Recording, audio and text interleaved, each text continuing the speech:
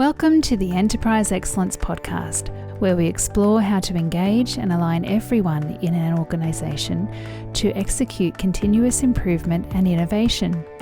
This show brings you insights from global experts and practitioners who share their journeys in creating cultures of excellence to deliver sustainable results and a better future.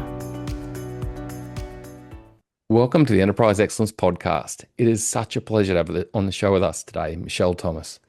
Michelle has had a large career spanning 27 years all over the world in the resource industry. Michelle is currently the Head of Innovation Delivery for BHP Minerals Australia.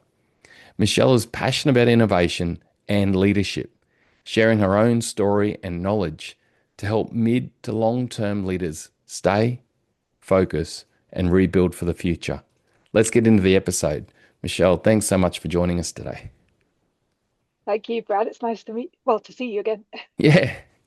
Listeners, Michelle and I know each other from past, and it's so cool to be able to record this show at last. Michelle, what is your backstory that sort of brought you into this world of resources, but then also to this point where you really focused on supporting mid to long-term leaders? Well, I am English, as you can probably hear, by origin, but I grew up in a small village in Scotland.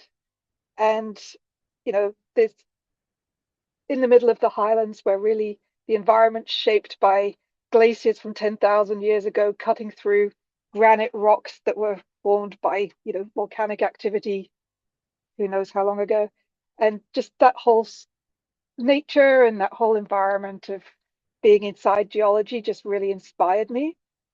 Now, I thought I wanted to be an astrophysicist at the time, but I moved to Cambridge to study natural sciences and just found out that what I really loved was geology. And so I ended up switching to geology and taking that as my subject. I also really wanted to travel. That's one of those things from coming from a small village, I guess. I had a fiercely independent streak and I wanted to travel. And so I did my master's in France at the IFP school. And then I was in London for all of a year before I moved to the US, basically become a geophysicist and train as a geophysicist in the oil and gas industry. So, that's kind of how I got my start, and that was a very long time ago at this point. I've spent most of that time, so I started off in exploration, so I'm very comfortable with uncertainty. My whole career is about how do you take intelligent risks with very little information and very little chance of success and making that a smart decision. I've also, so I've worked around the world doing that.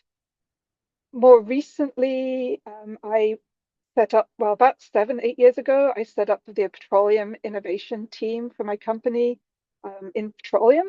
And that was a really transformative experience for me because I'd worked in exploration where everything's considered competitive advantage and a lot of the innovation is done internally. And really working in innovation and in a job where I was told, go figure out what innovation is and what we're going to do about it, started to learn about innovation ecosystems and how all of the incredibly smart people who focus on all of these different topics out there in the world could actually bring their knowledge in to support what we're trying to achieve and have an impact in the business. And at the same time, I realized that the company I worked for was actually way bigger than petroleum. I met another innovation team that I didn't know existed to begin with, and started to see what they were working on, the technology team, what they were working on, and just started to develop a fascination with mining. And so after 22 years or so, I decided to join the mining industry as the global geophysics technical expert, and as a way to move across. So I moved from Houston to Australia with my family, which has turned out to be a fantastic move, by the way. Absolutely loving it. It is a good country. Lovely.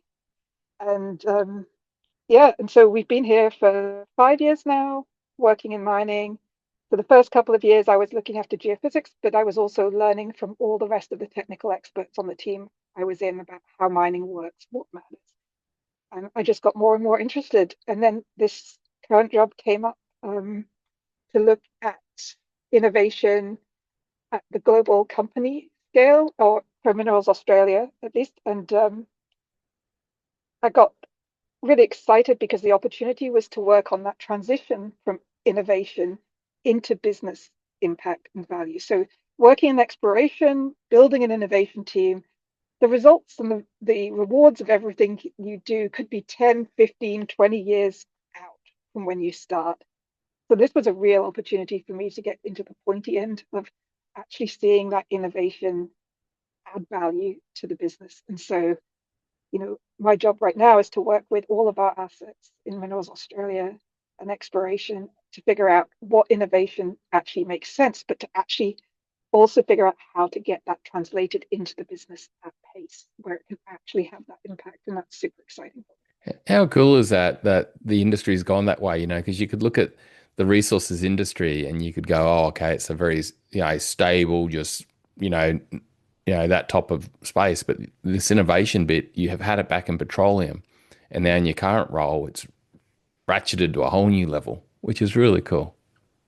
Well, the world's changing at pace everywhere, Brad. I mean, this, and everything gets harder. So all of the easy stuff has been found. All of the easy to produce minerals will have been produced unless they're hiding somewhere really inhospitable. And so the problems get continuously harder. The rocks are getting deeper. They're getting lower concentration, lower grade of the minerals within the rock. So it's getting harder to get it out. And so the industry has to keep up. And so innovation isn't really about doing something just to get better and grow. It's actually to maintain. Like, even to maintain, we will have to innovate. There's no way we can keep what we're doing with only the tools that we've been using today. It's really forward thinking and really, really cool to see in play and the part that you and the team play there. Now, Michelle, I know on your journey, you've really lent into this place in recent times on mid to long term career, of really leaning in, staying, focusing, and rebuilding, like this whole transition piece. Like, what led you to become passionate about that topic and start to share in that space? Well, I think you can probably tell from our conversation so far that I'm super passionate about what I do. I love technology, I love leadership, love innovation, really excited by it. But I'm also a woman in her late 40s, and that comes with its own challenges. And, I had a couple of years where my anxiety was building. I wasn't able to work the way I'd been working. Things were starting to change. And it was a kind of slow burn, so I didn't realize it all at once until it got to a point where I just really hit overwhelm. And I think that's about when you and I met, Brad. I think Yeah. that was about the moment you met me. So you've seen this journey. But, we worked together on Boss, and we'll talk some more on that. But I wasn't ready to walk away from everything I love. I genuinely love what I do. I get personal satisfaction from, discovering something I didn't know before, or having somebody change my mind about something because they've had this really brilliant insight. And I've seen so many people reach this stage of their career, men and women, and they have a moment like this, and then everybody says, "Oh, well, you should just take a break. You should take some time out, take a sabbatical, quit, go follow your passion." This is my passion, so what was I going to quit to do? And I mean, so that was really the point I was at, and it was almost a binary choice at that point. I could leave, retire, get a dog, go do my thing, which didn't sound all bad, or I could actually just fight through and see if I could make it work in a way that worked for me Yeah. and for my team. And that was really a decision I made at about that same point we met. I know, and it's so cool that you did. And Michelle, as you talk about, I've been through the same thing many times.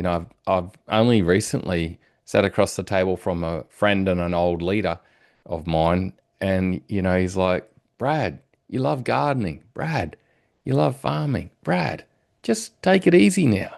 And my brain's just too screaming, going, "But I want to help companies. I want to make things better. I don't want to give up now." But with that pressure and position we can be under, it can be so tempting to just pull the pin and tone back, can't it? I mean, it was very tempting, and at moments it felt like the only option because there were moments when I couldn't do what I knew I used to be able to do. But the reality is that a lot of that was just my body chemistry changing, and I did recognize that and went and got some help with that, which was really important on the health side. And we've just been chatting before this recording about some of the podcasts that we both listen to about health and wellness and how helpful they can be. But I also lent into it at work too. So both at once. I tried a bit of everything until we found out what worked, but really, met with Brad and we started talking about. I think I was in a I think I was at a point where I was just trying to hold everything together by doing everything. So I was trying to hold myself together by doing absolutely everything. Yeah. And I was burning out. And you were working full on hours too, weren't you, Michelle? Oh Like yeah. you were full on hours and then still trying to balance family life and everything else that goes with it. And I think this is such a common tale, isn't it? Like you and I Yeah. talking about it. So how did you navigate it? Like what steps did you take to actually navigate through this path that, really allowed you to stay focused and then actually, rebuild for the future? So the first thing I think you and I did was I reached out in a bit of desperation and said, Brad, here's my calendar. What the hell do I do? This is not going to work. I was working 60, we work a global team. So, Chile's 60 is 12 hours out from Perth, Australia. And so I could pretty much work around the clock if I so wished to do. And I was finding myself doing the most of my thinking work outside of work hours. At the same time, my team was also getting really burned out with all the meetings and all of the overload and the lack of certainty about what they were supposed to be doing. We were in quite a chaotic build phase of a team as well, where we're still definitely forming at that point as a team. And so there was a little bit of uncertainty in what everybody was supposed to be doing. So we did a couple of things. First thing was you looked at my calendar and said, this is ridiculous, which was a good reality. Cool. Like we talked about the expectations that were on me, and you were like, why do you need to do all this? Like, do you really, you've been asked to do them, but do you really need to do all of that? But I think it was also the impact it was having on my team. So my team was stressed. It wasn't just me who was stressed. My team was stressed. And I knew something had to change. And so one of the things that I really anchored on was that request not to have so many meetings. Like how do we actually get all the work done in just the meetings that we're supposed to have? And so we set we set up those rhythms and routines, a series of meetings that would do everything from what are we trying to achieve to where are we going off track? How do we make some of those improvements? How do we make sure that all links to our purpose and our vision and what we're trying to do? And then we worked on clearly identifying what everybody's role was on that, and then mapping that into like, both a year on a page and a month on a page kind of rhythms and routines. And then what I committed to, and this is where I just kind of had to take a breath and trust it was going to work, was that we would only try and solve the problems within those meetings, which meant we had to make those meetings work, which they didn't for about 4 or 5 months, to be fair. I mean, they happened. I'm not going to say I wanted to be in them any more than anyone else did. But we also then continued our journey to work together on how do we link all these meetings? How do we make them effective? How do we actually get the information that we all need out of those meetings so we don't feel the need to go and have another meeting after the meeting to go sort out what should have been said in the meeting? And what I'd say is at this point now, we have reached that point in the journey and we're still continuing to improve. We're working quite hard now for how we do better at problem framing and gathering that information to make those decisions. But we're now improving the system rather than just making sure it's in place. But yeah, holding the line and just making it work was a really big deal. And I think the payoff from that has been, we're an innovation team. Our job is to think. Our job isn't to be in meetings or to run systems or to do super clean, excellence, continuous improvement. That's not what we're here for. But we needed that base of stability to have to break out that time for us to actually think and be creative. So without minimizing all of that noise, my team couldn't be effective enough to actually do their job. Without that, we worked, as I said, we worked a lot on clarity of roles as well, what everybody needed to do, what the big rocks were we had to get done every quarter. And that gave people a framework. This is what I need to do. Anything else had to be an optional extra. So if it wasn't on those big rocks, yes, you could do it, but only if you felt like you have bandwidth. It wasn't an expectation. And so that just freed up a lot of time and a lot of focus to actually move forward the base work and then, pursue your interests when you feel like you have capacity, but just get the work done. And just having that focus really worked. And I gave up doing a lot of things that I would have really liked to do during that time that really interested me, or I thought I could actually make a real difference in, but other people could do them too. And so I just focused on just getting my own house in order, getting the job done that I had to do. And it's freed up my time now that I can take on some of those other projects because everything else works.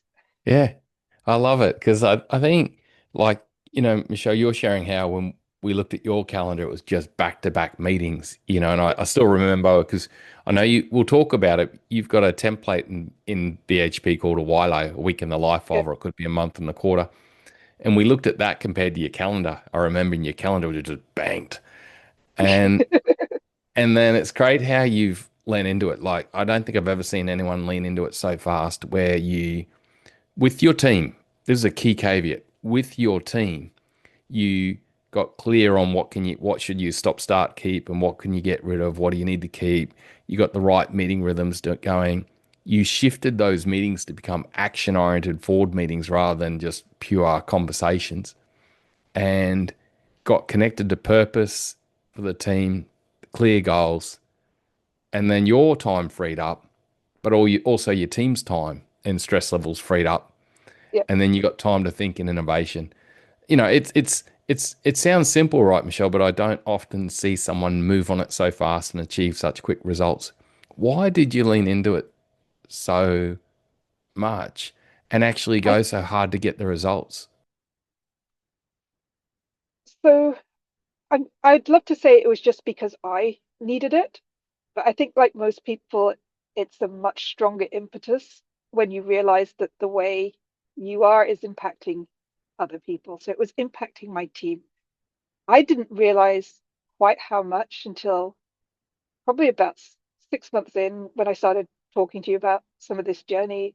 Um, the number of people who said to me, "You seem much calmer, you seem much happier, you seem much more like engaged." And my team said the same. And I had one person go out for a little bit who said to me, you know, they were worried about leaving for personal reasons for a short period of time. But they said the fact I was calm about it meant they felt calm about it. And I realized that the way I show up and my emotional kind of tone that I'm setting, I'm not frantic. Yeah, we've got these targets. We know how we're going to get there. We'll get them done. If it goes off track, we'll correct course. But it's all a plan and we'll all pull together to make it happen.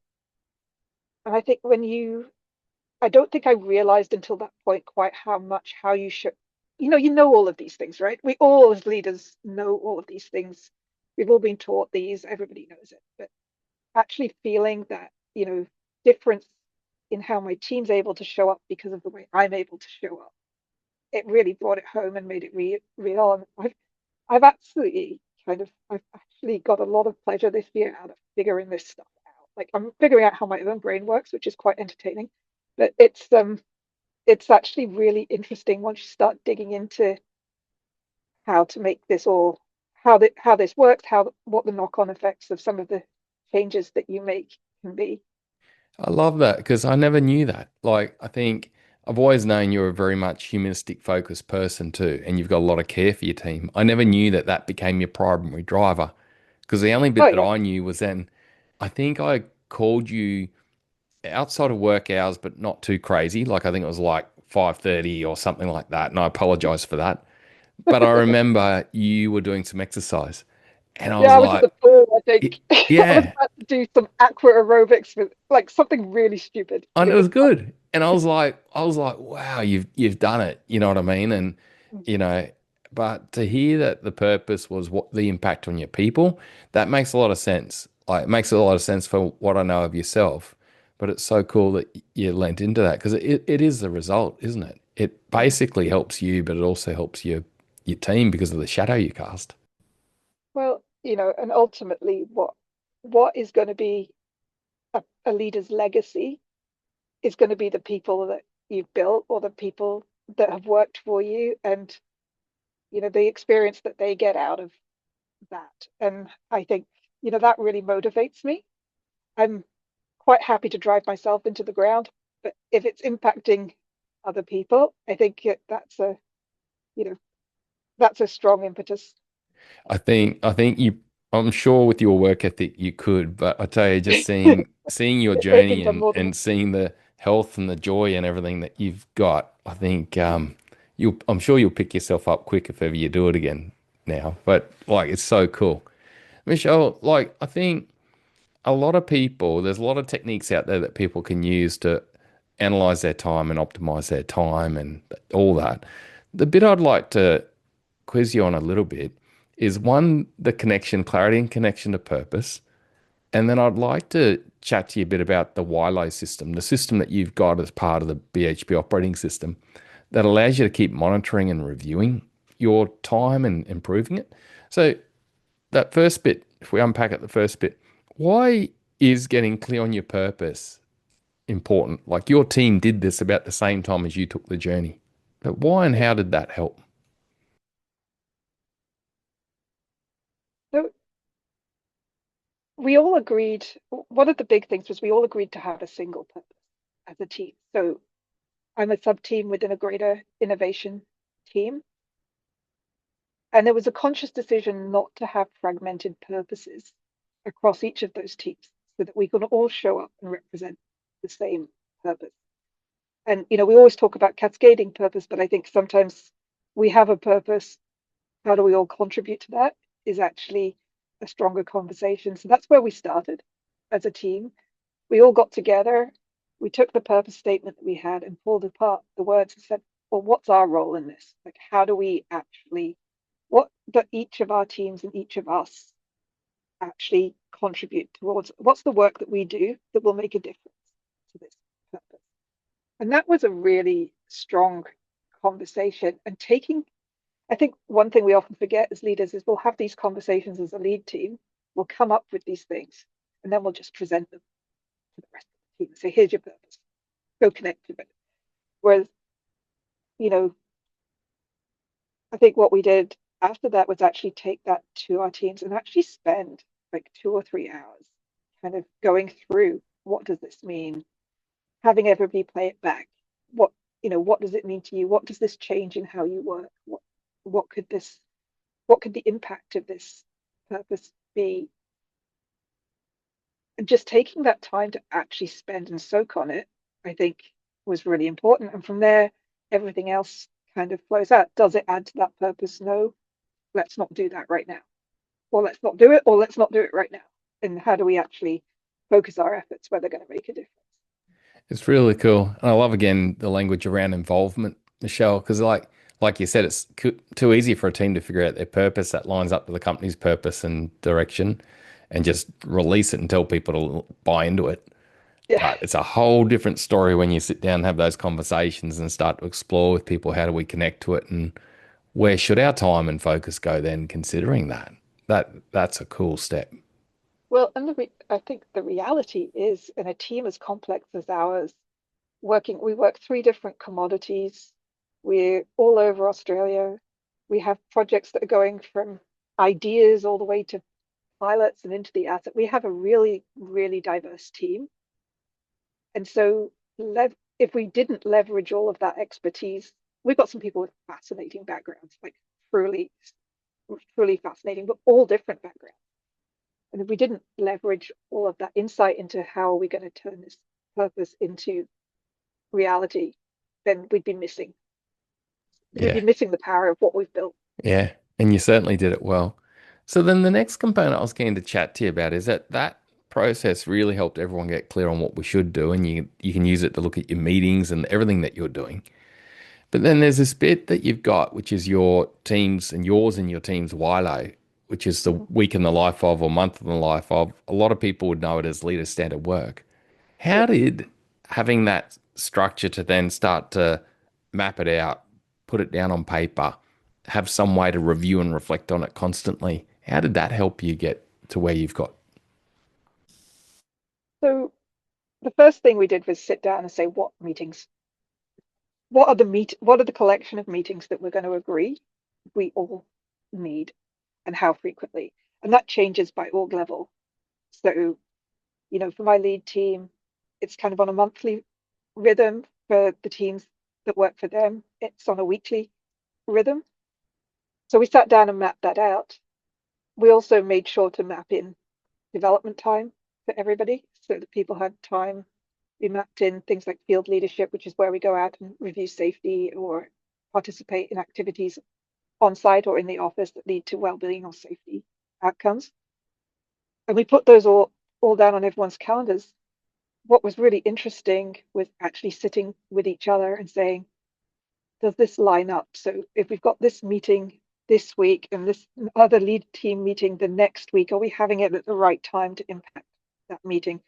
And we shifted those meetings around to make sure that the flow of information from the frontline kind of work up to the lead team and our reporting to the CTO and CEO, that flow of information through those meetings actually all added.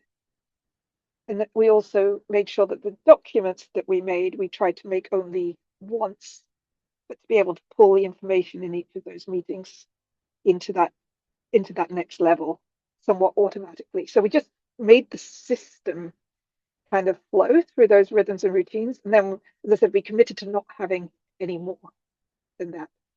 And it's not to say I don't have any meetings outside of my WILO, but they're meetings that I choose to have.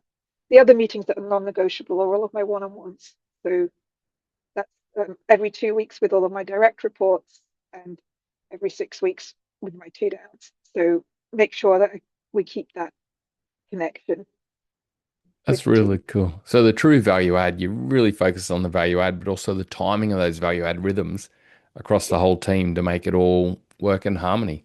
It's yeah. really cool. And likewise, we do that at a year-long level as well to plan travel and quarterly meetings and all the rest of it. So that system and everybody's got enough notice to know where we're going to be.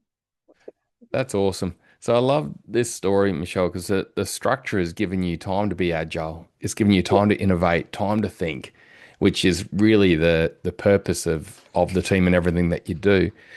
For leaders out there listening, Michelle, and they might be looking at their calendar and going, wow, my calendar's banked, or I'm feeling under pressure, or I got so much on, I don't feel focused. Where would you advise them to start to really take this journey that you've taken to enable them to stay focused and rebuild? I think there's a couple of things I'm just thinking through. One is to take a genuine look at your calendar and what you need to achieve as a leader or in support of your purpose and what's actually going to get you there. I mean, one of my biggest insights was I never had time to recruit, which is a self-fulfilling prophecy on a terrible schedule um, outcome. So I realized that unless I recruited into those roles, I wasn't going to be able to free up my calendar. And so I dropped a lot of other things that I wanted to get done that quarter in order to focus purely on recruiting. So looking at the calendar and say, what are the things I absolutely have to do and what can wait? Or what can I just let somebody else do, even though I would love to do it? What can I just let someone else do? And I know it will probably be fine. In fact, it might even be better than I would have done it, but I don't get to be part of it. Which ones can I just let go or let somebody else take leadership on? And that's hard. Like when you're used to holding the system together like Yeah. glue and tape. It's you know, letting things fail a little bit. Yeah. And It gets others learn me. and grow. It's that Yeah, delegation bit, isn't it? Like it's a key part of it, isn't it? Like there's one part, like you said, which is what's our purpose and what's value add, non-value add to that purpose. But then also what do I need to be doing really? But what could I delegate for others to do and grow and maybe fall on their face a bit and learn from it? And yeah, it's really cool. yeah. And look, there's always the what do I want to get done? But realistically, what's the impact if I don't get this one done right now? Is the world going to fall over, or is it just that I feel like I'm obligated or I've committed to it? But if I had a conversation with somebody and said, this is going to be 3 months later because I've got other priorities, is it actually going to matter? And that's, when you're pretty committed to always delivering on what you promise, that's quite a hard conversation to have with yourself. But sometimes those things just aren't as important as other things you're trying to achieve. Yeah, that ability to just say no or not right now. Yeah. Not right now is easier than no, to be fair. But Yeah. It's too true. Well, Michelle, it's been a great journey and I've seen the results and what it's done for you and the team, which is amazing. For you now, like what's been another recent insight that you've had now that you've got this more time and you're able to focus more and the team is, what's been something else you've learnt recently? so there's been a couple of things. I mean, what prompted me to reach out on LinkedIn with some comments about this journey was I've been going on morning walks most mornings. That really helps. So I also tracked everything for a year in my personal life as well. So AI is a wonderful tool if you want to see what affects your mood or what affects your productivity or things like that. So sleep and going for a morning walk are two pretty non-negotiables in my life now. But I walked back from the beach one morning and I just genuinely felt happy. And I think when it comes as a bit of a shock that you just feel quite content and happy, it was a real moment for me. I was actually, just walking back from the beach in Australia, which is pretty lovely in itself. But, it was just a lovely sunny day and I just felt really good. And it'd been a long time since I'd felt like that.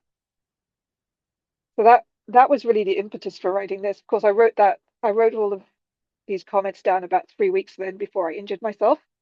So I had a little bit of a nerve injury in my neck, which took me out for about a month.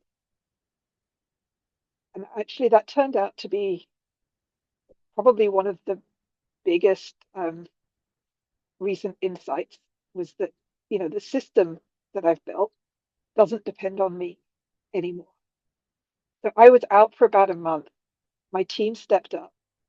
They took my delegation. They helped each other out. They knew what they needed to do. They kept the routines moving. They got everything done. The whole system held. And actually, once people saw what I had to deliver to my leadership and beyond, they actually went through and actively refined all of the information that they were sending me so it was more useful because they were having to deliver it. So, it actually, when the system holds when you're not there, I think that's a pretty powerful reflection of how far we've come as a team. Yeah. And I was pretty proud of that. And my team were amazing. I mean, one thing about the recruiting is, all of the people that we have on our team are really, really strong. They're really very, very capable, fantastic people. And they proved it while I was out for months. So yeah, Yeah, I love it. I love that story too, Michelle, just that happiness and joy that you felt and you've got with yourself going forward. And then also that the system then that you'd put in place has enabled your team just to flourish and be able to keep going even when you're out for a month. Yeah, it's such a good story. So, Michelle, know that you're sharing on this going forward. How can people connect, reach out, see the content that you put out there on this topic as the journey goes forward to help others, stay and rebuild? yeah. Look, I think the easiest place to connect with me is on LinkedIn. So I put out a series of posts on a similar topic right before I injured myself, so I might need to update them a little bit with some of the latest insights, but that's probably the best place to reach me. So just Michelle Thomas, and I'm fairly straightforward to find. The posts on this topic are pinned, so they're pretty easy to locate. Oh, that's awesome. Well, Michelle, thank you so much for coming on the show to share and help so many other people learn and be able to stay focused and rebuild, and find joy and help create systems that just enable their teams to go on and flourish. And thrive and flourish, I should say. Michelle, thanks for sharing and thanks for helping us create a better future. Thanks to you, Brad. You were a big part of this journey. I think you and I met at exactly the right time to kind of turn this around, but I really appreciate it. Oh, it's credit to you, how well you've gone with it and what's come from it. I'm so stoked. Thanks again, Michelle, and bye for now. What a great episode. Remember, you can visit our website, enterpriseexcellencepodcast.com/downloads to get hold of the time optimization program we've put together to help you take some of the steps Michelle took to achieve what she achieved. We also have under resources a document on a broader transformation model that you can use to help your organization define its excellence system, its approach, like Michelle mentioned, that they have at BHP with the BHP operating system. Please like, subscribe, and share this podcast to help others gain insights and create a better future. There were two key takeaways for me from this episode. Firstly, the personal purpose Michelle went into around helping her team through improving the leadership shadow she was casting. When a person connects change to a meaningful purpose of their own, it truly helps achieve great things, as it has done with Michelle and her team. The second key takeaway for me was the sustainability of the system Michelle and the team created, a system that kept running when Michelle was away for a month. The team achieved this sustainable result really quickly. I believe it was the level of humility Michelle led with and the level of involvement the team had in defining their approach to the BHP operating system, their standard work, that enabled this. The old saying, tell me and I forget, show me and I'll know, involve me and I'll understand, is a true one. Thanks again for everything you have done and continue to do to help others, Michelle. Thanks for helping us create a better future. Bye for now.